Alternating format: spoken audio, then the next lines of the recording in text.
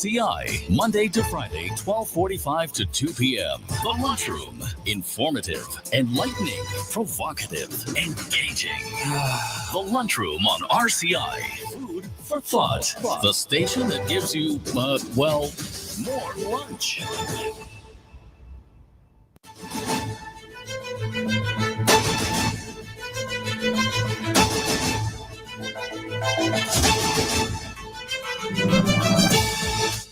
Good afternoon. Welcome to the Lunchroom on Radio Caribbean International. It's Friday, the 8th of November, 2024, and this is program number 1279 of the Lunchroom.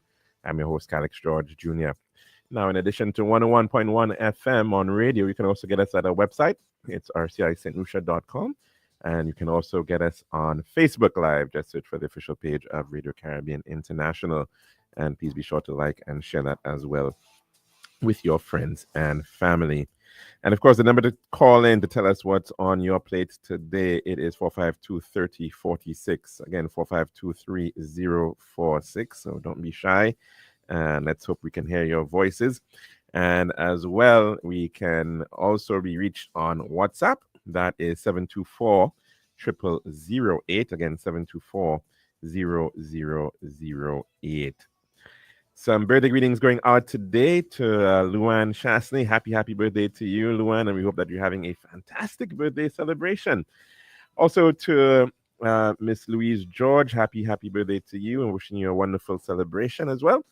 To Chanel Siffle, who's celebrating her birthday today. We know you're having a wonderful time, so do enjoy your very, very special day, and also sending birthday greetings out to Dr. Julian Rigobert. Happy birthday to you. Hoping you're having a fantastic birthday celebration. A bit of history for today. On this day in the year 392, the Roman Emperor Theodosius declared Christianity the state religion. 1519, on November the 8th, the first meeting of the Aztec Emperor Montezuma II and Spanish conquistador Hernan Cortez occurred in the Aztec capital, Tenochtitlan, in Mexico. 1701, William Penn presented the Charter of Privileges, guaranteeing religious freedoms for the colony of Pennsylvania. In the year 1895, on this day, November the 8th, German physicist Wilhelm Röntgen produced and detects electromagnetic radiation in a wavelength range today known as X-rays or Röntgen rays. In the year 1966, on this day, movie actor Ronald Reagan was elected governor of California. And in 2002, on this day, United Nations Security Council unanimously approved Resolution 1441 on Iraq, forcing Saddam Hussein to disarm or face serious consequences. 2005, on this day, Ellen Johnson Sirleaf was elected president of Liberia and was the first woman to lead an African country. And in 2016, on this day, Republican Donald Trump was elected the 45th president of the United States, and he defeated Democrat Hillary Clinton with an electoral college victory of 304 to 227. And Clinton received just under 2.9 million more popular votes in that general election. We now move on to our dish of the day.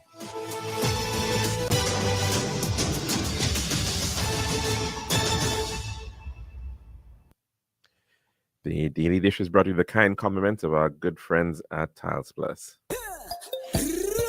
One test for your home, I see. Bathroom, kitchen, pantry. Need test for your balcony. Come down to Tiles Plus, satisfaction guarantee. Tiles Plus, Tiles Plus, Tiles Plus. Big test with unbeatable cost. Customer service, A+.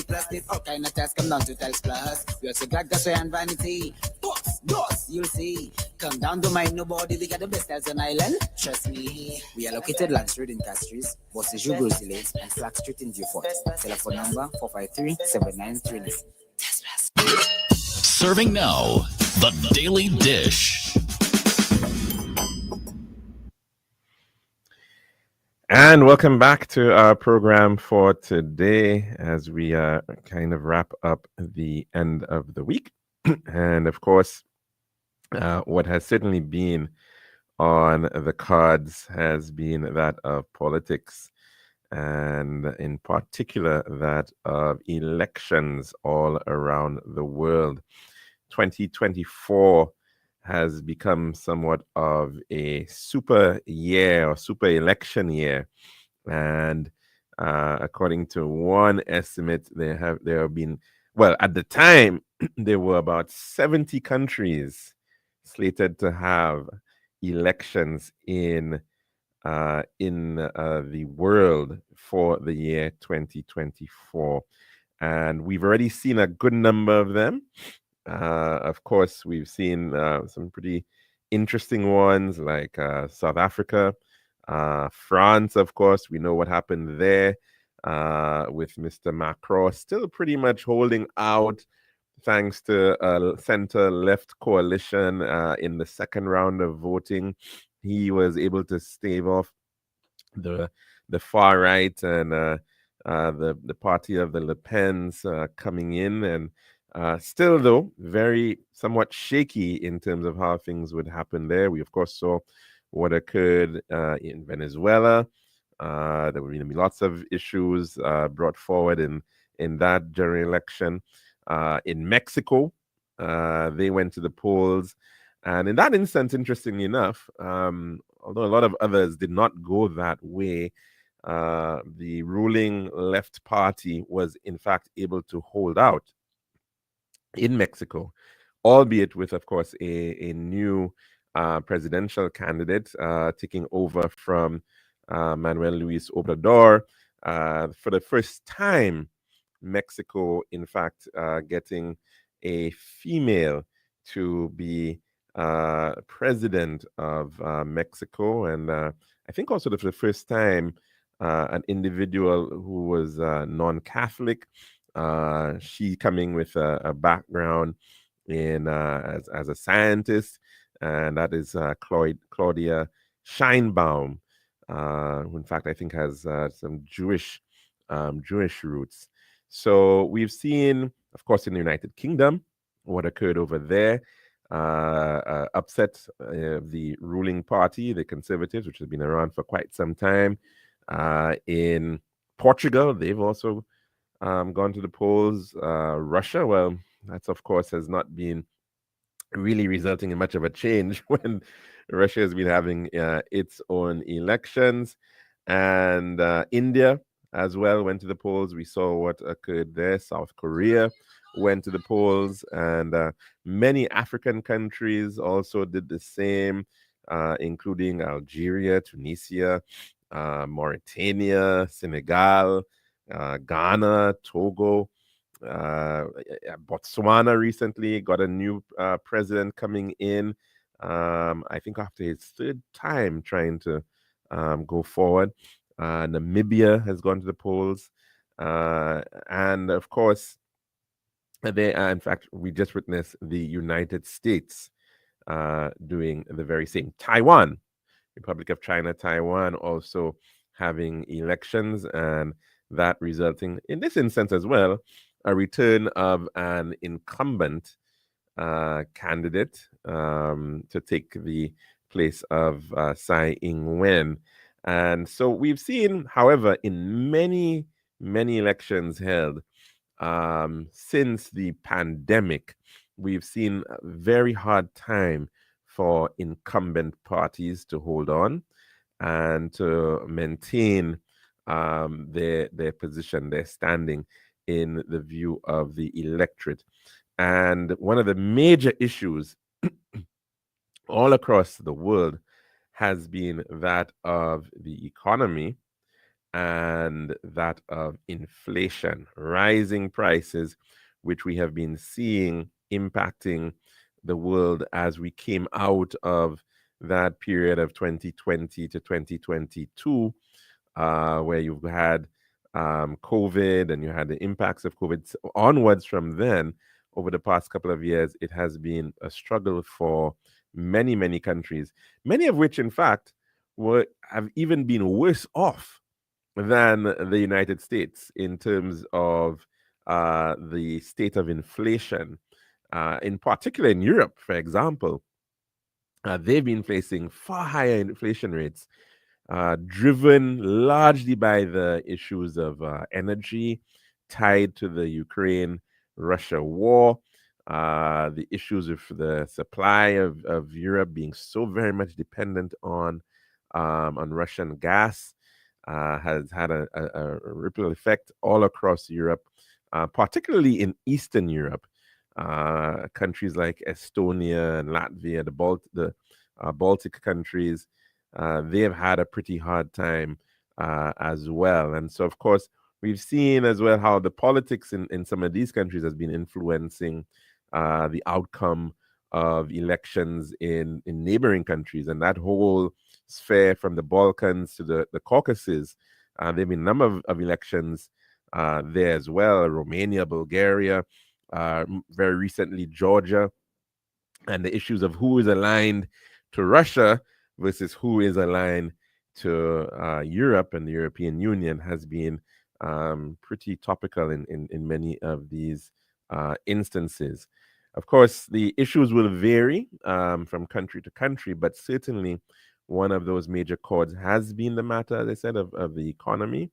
And also tied to this is the whole issue of the blame game on the matter of who's to blame for the state of the economy, one, and are there scapegoats sometimes who are used quite often when you have these sort of economic shocks that of immigrants. And the whole debate on immigration, of course, is something that we've been seeing quite strongly in Europe. When they went to the polls recently for the European Parliament and in many other of the local elections, lots of pressures there being brought to bear on European governments over the matter of immigration and what to do with the impact of wars going on in places like Syria, for instance, continuing to be a major issue there, but also from sub-Saharan Africa and to some degree as well from Ukraine in most recent times. And we've seen how that has impacted on the politics of Europe. Brexit, great case in point regarding that. And even though the Conservative government in place, not even thinking that that Brexit would have been successful, it was back in 2016, and they were able to go through this process, and it meant quite a lessening of power and goodwill towards the Conservatives over the years, losing many different prime ministers, and really trying to deal with a very untenable situation where action, again, people's perceptions as to who is to blame, who effectively is coming in and using up the good social services and social safety nets that these individuals enjoy. And many people felt threatened as a result of that. And so we've seen how, in the case of Great Britain, albeit now, there's lots of remorse. There's lots of thinking, hey, perhaps we did make a big mistake in that regard. But it's almost still a very taboo topic to some degree in the case of the UK to admit that it perhaps was not the right decision taken through a referendum of the entire country. And we've seen in many other countries the impacts of immigration and how, to some degree, they are actually having impacts, even causing new elections to come about. And so look at what's going on in Germany, a collapse of the center-left coalition there with the Socialist Party at this point having to effectively look towards going to the polls because they couldn't hold over a number of economic issues that are in fact impacting Germany, inclusive, of course, the cost of social services and many other things in terms of the impacts on the war. And then, of course, over in Ireland as well, quite recently, the prime minister over there, who has not been around for too long, he in fact has also decided to call uh, a snap election. I think that's Leo Varadkar, and he is likely to, in fact, mean that he'll be going to the polls as well, um, in the case of Ireland. And over in Canada as well, the government of Mr. Trudeau is also facing a very similar fate. And by lots of indications, it looks like his Liberal Party is not going to be able to be successful in the upcoming polls. And it may very well mean the return of another right wing party, that of the Conservatives, in Canada as well. Now, we have seen the impacts of some of these shifts in political standing amongst many of these countries, and so therefore, certainly, we are not going to be isolated from the reality and the impacts of these countries. Now, in the case of the United States, which of course is the world's largest economy and is the by far the center of the Americas, the implications are certainly perhaps going to be quite real for that of the Caribbean. Some people think it'll be much ado about nothing. Some people think that it's going to be too difficult for Mr. Trump to, in fact, effect some of the changes that he has actually spoken of. We know, for example, in the past, the narrative regarding immigration for him was, let's build the wall, let's build the wall, let's build the wall. And of course, we'll get the Mexicans to pay for the wall. And we know how that went out, that the whole wall idea clearly was not a truly feasible context. It was perhaps something that a small country like Israel would be able to achieve, but in the case of that massive border, that very long border crossing a number of different states, from Texas to New Mexico to Arizona and also California, to think about building a wall across that distance was obviously not truly feasible. However, of course, he has now pivoted away from that argument of let's build the wall to let's have mass deportations.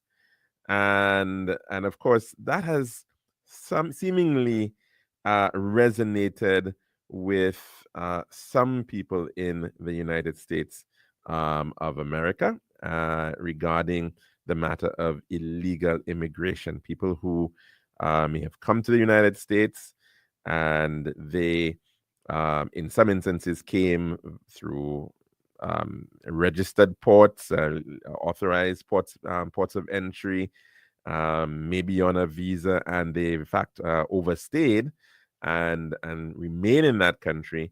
And there are also, of course, a number who in fact are coming across the border.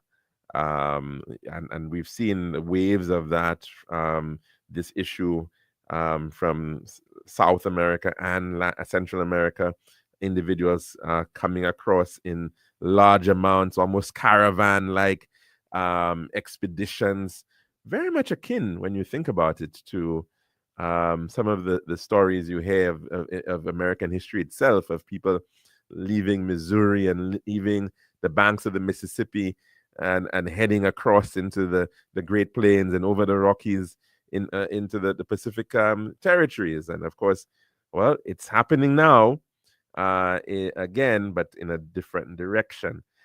And the United States has an estimated 11 million illegal immigrants. And of course, the suggestion is that that number has in fact picked up quite considerably over the years. And in fact, there are a number already of people who are being apprehended and expelled and sent home from the United States on a very regular on an annual basis.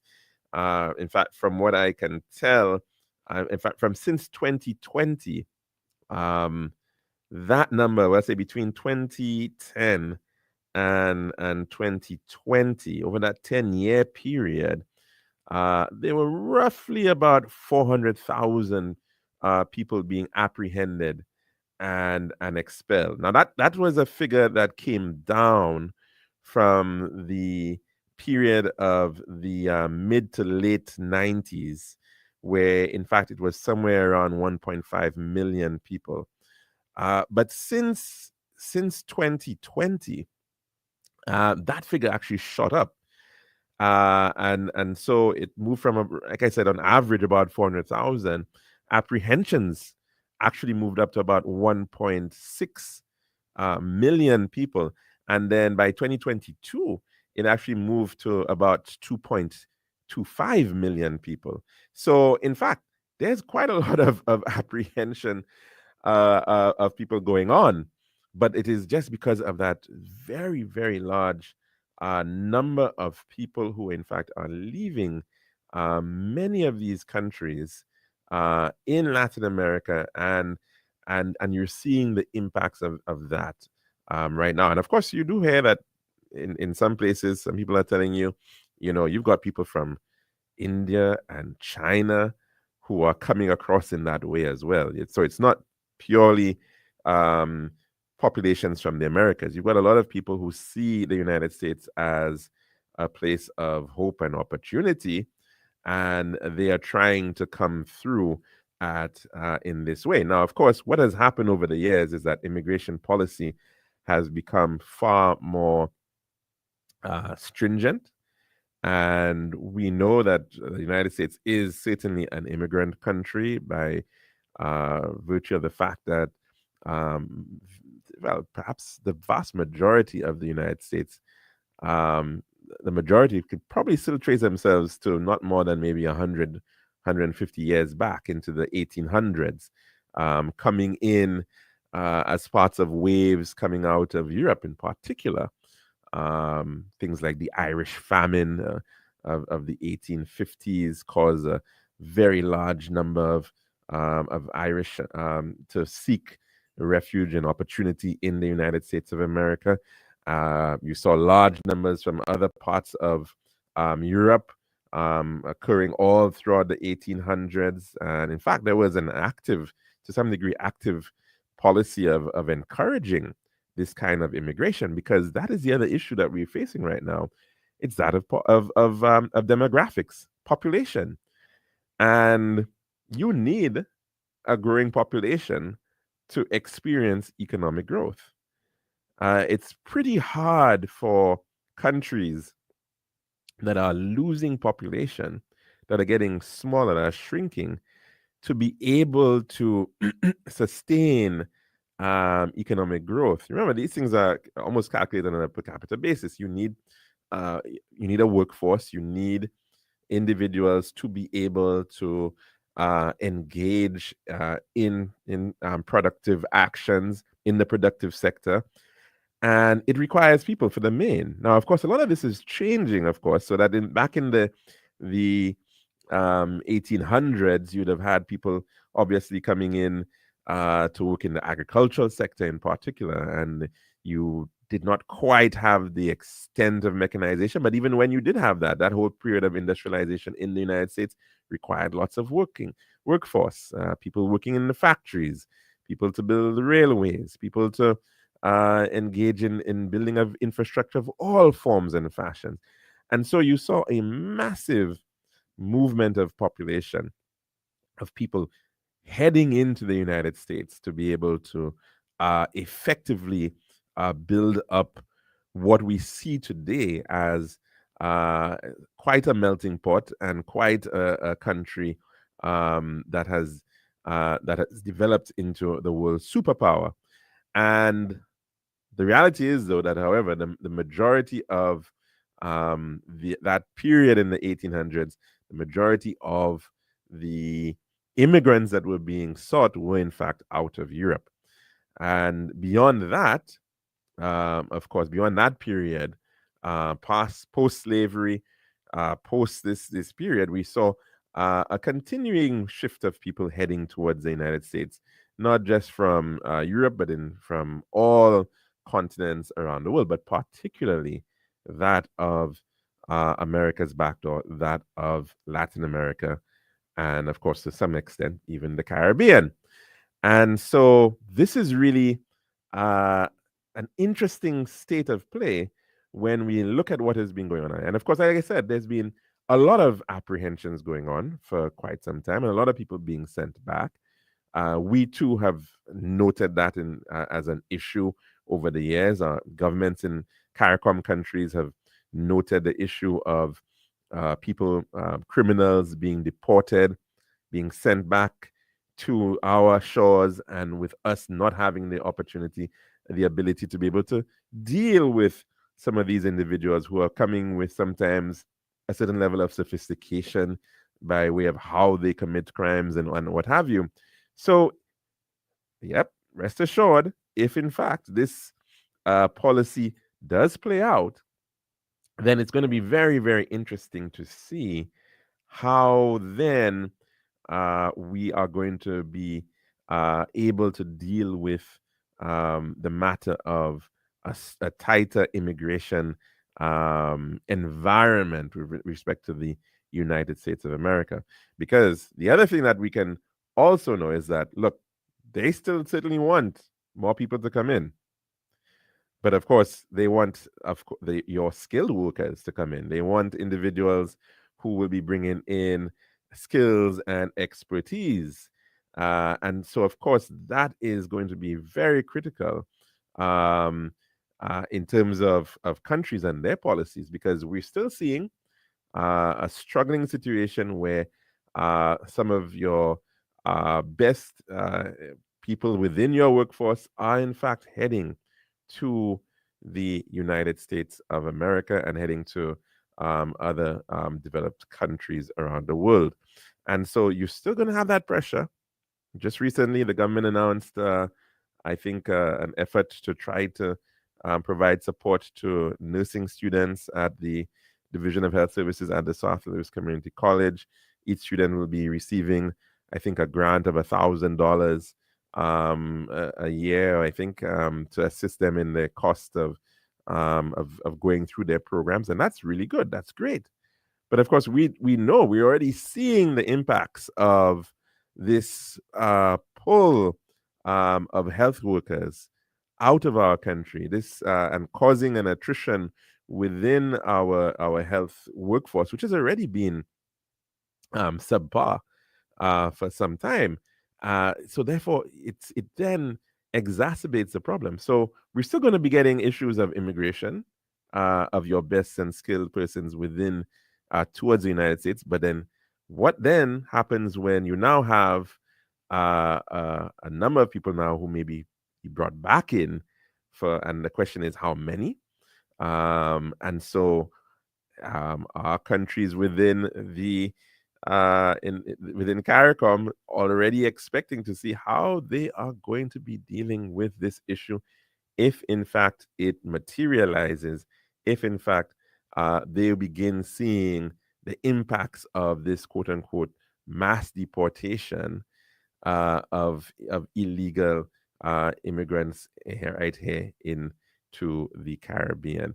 There was actually a very funny bit of a meme. Maybe we can take that in at some point later on in the program, but we're going to have to end here our dish of the day and take in our weather report. This has been The Daily Dish.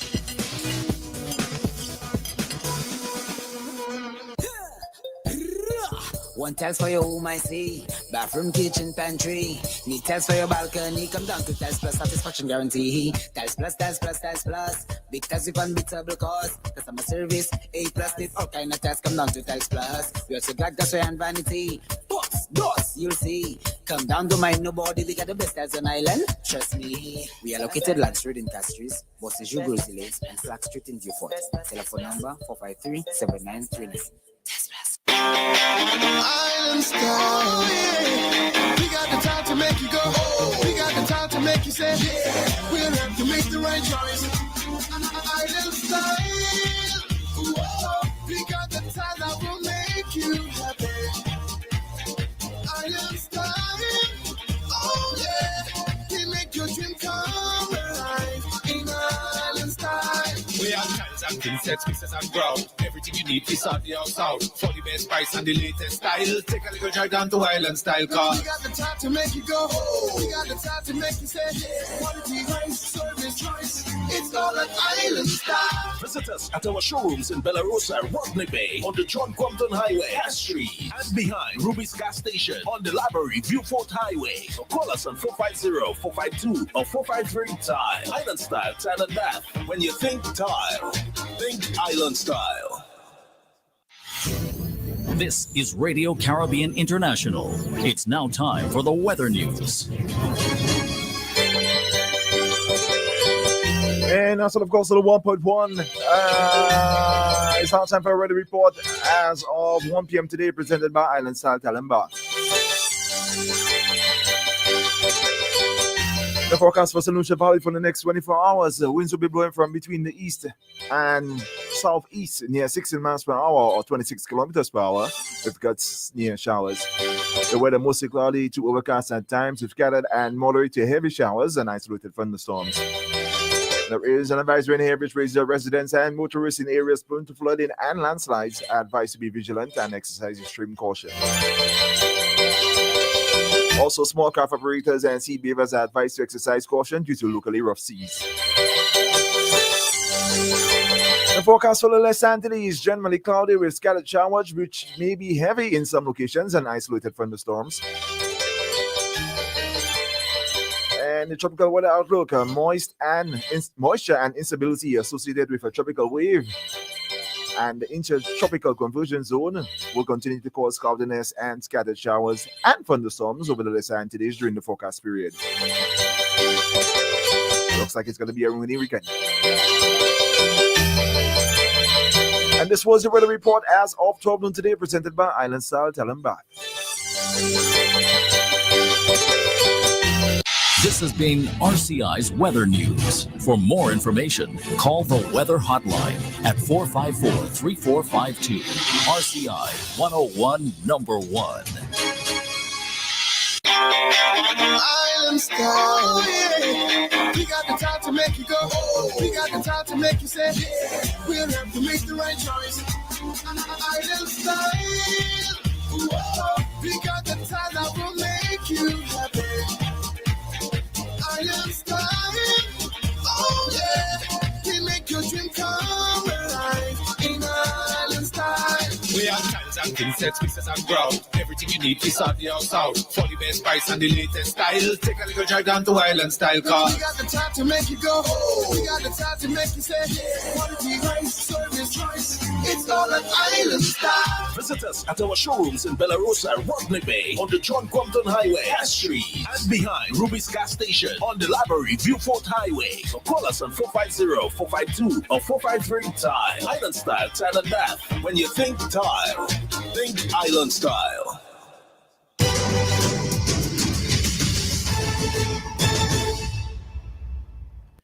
And welcome back to the lunchroom here at Radio Caribbean International. Of course, it's about 1:45, and we are discussing the impacts and the potential impacts of a Trump presidency and the very many promises, of course, that have been made to the American electorate by Mr. Trump, and of course his mantras, promises made, promises kept. And he sounds as if he wants to deliver on many of these promises this time around. And of course, the question is, what are the implications right here for the Caribbean? Could it be a good thing in some regards if we are going to see the return of individuals. How many are there out there in the case of Saint Lucia and the Caribbean in the United States of America? What is the likely outcome of some of these individuals? I mean, what would be the impact for the U.S. economy as well? Would be very interesting because, of course, Mr. Trump gives this impression that you've got lots of these individuals who are over there from many of these countries, and they are effectively out there sleeping on the lawns and eating the animals, and more critically, I suppose, for a lot of people who have bought into this argument, also using up the services, the social services of the country, whether it might be Medicaid or whatnot. And so the big question is, um, how many of these illegal immigrants may very well, in fact, be holding on jobs and working and making a contribution and all of that. And so it'll be interesting to see how that actually pans out in terms of what can potentially happen. And it'll be interesting to, as well, as I said, to get a sense as to how many individuals we are speaking of from each country. But we do know that there have been many countries that have seen very high immigration rates, perhaps even higher than what we experience right here in St. Lucia. In the case of Trinidad, I think exceedingly high immigration rates out of Trinidad. But a lot of these people actually are in fact emigrating legally. They are actually getting themselves into jobs. They actually are making substantial contributions. So as to how they're going to be able to identify these individuals and track them down, that, of course, is a whole process in and of themselves. It is one thing to perhaps say that you're going to try to increase border controls and border security. That's on one side. But the other part of the challenge, really, in this entire situation is, how do you discourage people from coming to begin with? How do you, in fact, improve quality of life in many of these countries where people are coming from? Invariably, a lot of them are not necessarily looking for, are they not fleeing war or some sort of situation which is really characteristic of people looking to having asylum? But you're actually having lots of people, because of economic hardship, economic challenges, they're looking for opportunities elsewhere. And that, I think, is really where the United States has as well not really dealt very well with its foreign policy, and that of the foreign policy within the Americas, which quite often has gotten placed way on the back burner in terms of areas of interest. Let's take in a call at this time. Good afternoon and welcome to the lunchroom. Good afternoon. Okay, Google, mute. Hello. Hi, caller. Hi, good afternoon. Hi, how are you, caller? How are you doing? Fine, thank you. You've recovered? The night of election, I was listening. Yes. And they were interviewing some, what do you call refugees? What do you call it? Yes. And illegal immigrants? Huh? Illegal immigrants? Or, yes. And some of them were saying, actually, all of them would come in there. And they were, I cannot see, but somebody that was in there, they had both white, Hispanic, all kinds. And they were saying most of the reason for them fleeing the country is because of a hardship. Yeah. What they're going through. Some of them, all they're looking is, they say that you go where the grass is greener, where there's opportunity. And most of them were saying that that's what they come. And when they come, they date to other ones really doing most of their hard work. No, you're very correct. And in fact, that's the irony of this whole situation, caller. To some degree, a lot of these of the quote-unquote illegal immigrants, people who are ending up crossing the border, where they can first find employment, right? Where they can first find jobs, tends to be in on maybe farms or maybe in domestic settings, in very informal situations, and they're actually, I mean, to some degree, they're actually helping the place where Trump performs best. In a lot of rural America, they depend on immigrants to be able to assist in terms of harvest time and assist on as farm hands. You got a lot of that going on. Yeah. So it's ironic that you have this split. Now, of course, where this has resonated certainly is in, of course, a lot of people then want to move beyond that. They want to now migrate. They want to go into a city. They want to be able to see how they can get a job, whatever, high paying job, and then you have But the there's a issues lot of of opportunities. They don't want to always stay the same place and to move upwards. precisely, and so they'll end up in New York, or they'll end up in a big city, and then obviously they will want services and healthcare, and that's where it becomes a little bit more challenging, I guess, for and where people see the impacts a lot more. So it's a mixed thing. I mean, obviously, the other reality is that a lot of people fly in and they may just simply overstay. They may be staying with family that may in fact be legal, and so you have a little bit of that going on too. All right, and or they may be waiting to see if they could get legalized, whatever, through green cards, whatever the case is. And yes, but also in the debates, they were saying this mass deportation is going to also cost the United States a huge sum of money. That's those guys that were doing the debates after, because most after the election, the other guys kind of shut up much. Was Fox was talking, but see, they were saying it's going to cost a huge amount of money, because he's one guy. When he says something, he does it, and when you're going to have to just take a huge sum of people from mass, it's going to cost the United States a lot. I don't know how he's going to do it in terms of the logistics and legally, because you're right, it is a major undertaking if you're now going to have to depend on your state's and local police people to begin trying to track individuals, finding out where they are. I mean, there's a lot of investigating that you're going to end up having to do. And all of those things, there's a data. I suppose. Well, there's information about people who come in and who overstay, right?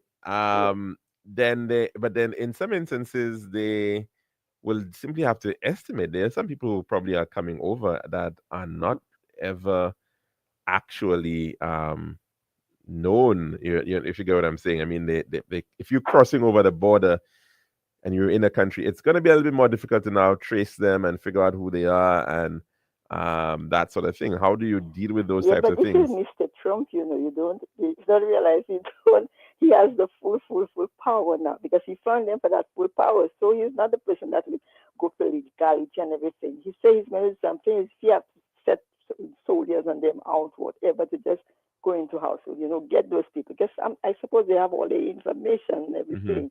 And I even heard one time he was saying about if the parents were not born Americans, like the first generation, were not even considered. Right. And you do have that in place in European countries, right? So that already exists in some European countries. So although you may have been born in that country, you're not automatically eligible for citizenship. So whereas in the United States that has been the case.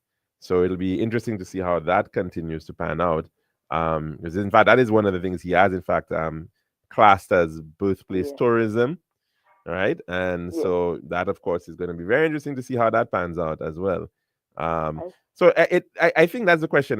Where is he going to really target this? And is that even? And the bigger question is that even really the big issue?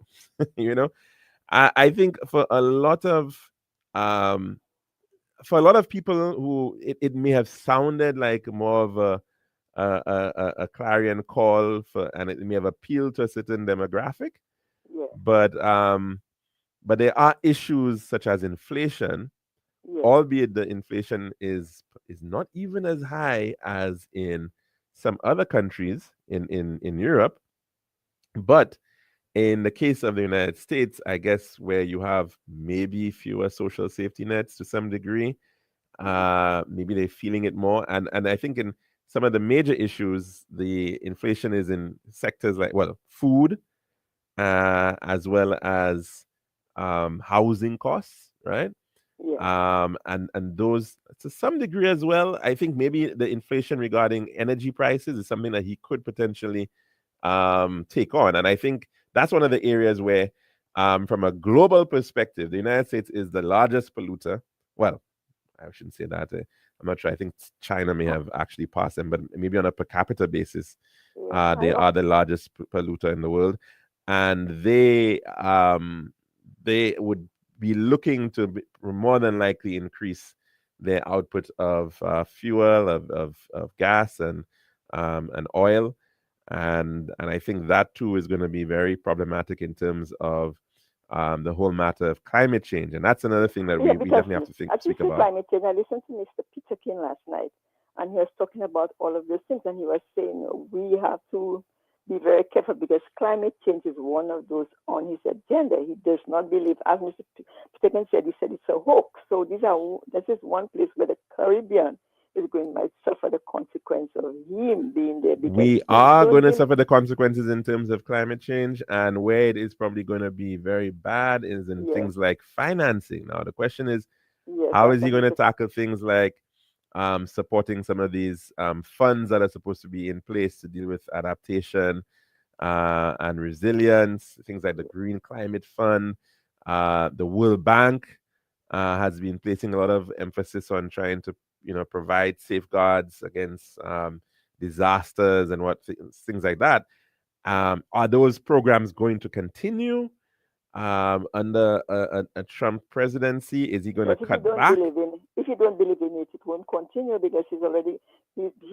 I think the NATO, one of the six things he's intended pulling out and certain things, and he said all what he said he was going to do. He promised he's going to do it. Now, very, very Just everything interestingly as just well, one of his promises in terms of his fiscal policy is that of introducing a tariff, right, on yes, imports, right, similar yes, to how we used to have a consumption tax. That's what he's proposing, and and as to how that is going to actually impact the U.S. in terms of inflation, that is going to be really, really telling. I mean, yes, that to me is a pro-inflationary policy at a time like this, because I mean, on one side you might argue, well, it's going to benefit local production within the United States of America, but if you actually bring this on, you have to be very, very careful as to what items, what exactly are you going to be bringing these additional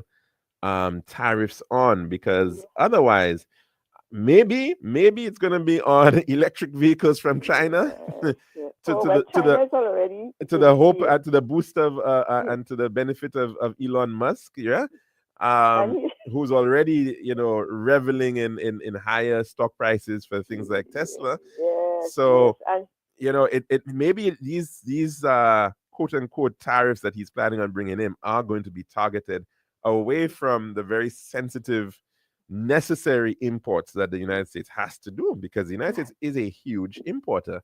let me.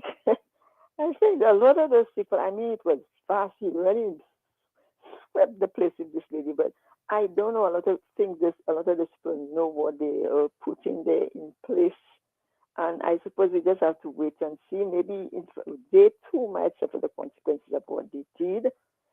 Just giving him that full power. At least, even maybe if they had some little opposition in the Senate or something, but total power to do Yeah. whatever you want, to move judges, fire. And there are people who have been listening to Fox, and people here have already said, I'm going to be coming for you. Yeah. I'm going to be coming for you. And, so And can you and that is imagine going what? to be the big question. Is he going to Yes, be spending more time dealing with reprisals and retribution, or is he actually going to focus on improving a number of the things that he claims he wants to improve? And I think the point is that in him trying to make things better, How is that actually going to pan out in terms of the rest of the world and the bigger issues that the world is facing right about now? Things like, I mean, obviously the situation of the wars that we're facing, the situation of climate change, those are major issues, and I don't know that there are a lot of unknowns. There are a lot of things that he says that he's going to do, as to how it's actually going to work out, as to how he's going to deliver, is going to be very interesting. There was a lot of cultural stuff in there, you know. Yes. So maybe he might try to tackle some of that stuff before necessarily getting into the more heavy lifting things that might impact Now, the economy. before I leave, I listened to the concerning the how you call it, that National Trust, and the opposition leader had some problems with it and all of these things, and he spoke about Proco. I listened to something talk about Sorry, Procopo? Yes, that's what the Prime Minister said. The opposition Proco concerning National Trust, which I kind of Google and I find it's like you scratch my back and I'll scratch your back. As in, quid pro quo. Yeah, but he said pro quo. Okay. Champagne if it's pro poco. Oh, pro poco. Okay. That, and he believes in pro poco, and he did not even know what it was the meaning, because I googled it, the quick book and all sorts of things, and then I said to myself, but why didn't they have according to Champagne pro poco for Champagne? He has been scratching their back for so long, and they didn't endorse him. Oh my God! Well, I don't know. I don't know. I really don't know about that one. So I would not be able to comment on that matter. But on the matter of the matter of the National Trust, it is again, I think, very unfortunate how an agency that has been established, set up by the state, is quite often viewed by individuals within the state apparatus, the state actors, because it is there to play a role. It is there. I mean, unfortunately, we quite often have governance that is more driven by economic expediency, and here you have an institution that is supposed to be looking more at the heritage of the country, the soul of the country, the why we should really be celebrating ourselves, what people even come to enjoy when we speak about tourism, and it doesn't get the kind of real support that it deserves. And so to now turn it into an enemy of the state, right, is completely unbecoming of. I mean, you can disagree on certain stances that they may take. You can disagree on, but that should be done in an environment of good faith, and we should be all acting to ensure that the essence of the state of our heritage, right? Things that do not even belong to us, that we are stewards to pass down to our children and later generations, right? That we should have some level of regard to those institutions, because it's not just the National Trust. There are a number of these institutions, many of which, unfortunately, are not properly funded, not properly supported, right? And can you tell me what is the difference between stopping subvention and withholding it? Just I withheld. I didn't. No, well, that is not true, because he did not withhold. To have said that he withheld it, it would have still been on the books. Yeah. Right? Yeah. It would have still been in the estimates, but it would not have been disbursed. Right. So that's very different. What he did was he didn't withhold. He zeroed. He took it out completely. So I think again, Mr. Shastny needs to be straightforward about those matters. I think it was very clear what was done, and effectively the timing of these things, in response to the situation of the Dolphin Park and whatever else, were pretty clear. So I mean, it would be better off if he could just simply come out and say, you know what, I think I took the wrong position on these things. In retrospect, it was not the way to do it. I'm sorry for that. I have a mea culpa on this matter, and I'm going to approach it differently in the future, something like that. But But so why trying to then? rewrite the what happened is not right. But why so blatant in telling those lies when you know it can be debunked? Because everything that is said is always somewhere on recorded. So why you keep on saying things when you know somebody can Well, just caller, if you say it enough to your supporters, they believe you. So, I mean, that's the other thing that we should be learning from this this election, right? yeah. People will believe what they want to believe sometimes, right? That's the other reality too. But it So, shouldn't be. well, that is it. It's comfort. It's comforting to some people, right? It gives them hope. It gives them an argument to latch on to. So they do just that, right? And again, this goes on both sides. Uh, this is a challenge that we have when it comes to politics, right? That we quite often are not being Just look objective. now, the whole thing is the sports. The sports thing is going on. So much is being said about the school sports. Usually, school sports to me don't start not until maybe late September to October when they mostly have like football, netball, volleyball, and those things. Yeah, there's some team sports that normally will go on during this Until time. the second term. And then even like you're right. So like even at the school level, there'll be their own internal sports. Like today, for Yes. instance, a shout out to the Castries Comprehensive. I think they had their road race going on. Yes. So the schools will have some of these events and activities in the first term, as well Yes. as at And then they the go into national the level. second term. At the inter-school level, there will also be some teams tournaments, and a lot of it really happens. Yes, the athletics will be into the second term. So at the school level and then at the inter-school level in the second term. And this was explained, and then you know a big problem about that thing as if I'm hearing one saying people spend so much money buying PE uniform and the teacher not able to use the PE uniform because. But even though they still But have physical people education is part of the out of the curriculum. Yes, You would have to be using your PE uniforms on a weekly basis. So I'm not sure why that type of argument is being made some at this people point. just spew things without thinking, and they have a crowd that will applaud them and make them feel good, and they just continue not even realizing what they say, making them look sometimes so silly. Yeah, it's a little unfortunate that we find some of these issues to dwell on. I'm I seeing now mean, it's like they're trying to say that I'm seeing what's his name is the new spin is trying to kind of get a little joy out of the Mr. Trump winning because look at so much was said about him and how he made a clean sweep. So the same thing is being said about our opposition leader can also happen. well, anything is possible, caller, and of course, I think all politicians and political pundits and scientists should certainly observe how, because politics is not an exact science, is it? It's you're dealing with quite sometimes very irrational behavior, things that don't quite always make sense. I mean, look at a situation where you'd think, the big question is, people have asked these questions before: do things like debates matter? And then we can see perhaps they don't in many instances. But I guess it all depends on who is competing. That's the other big issue that we're facing too, right?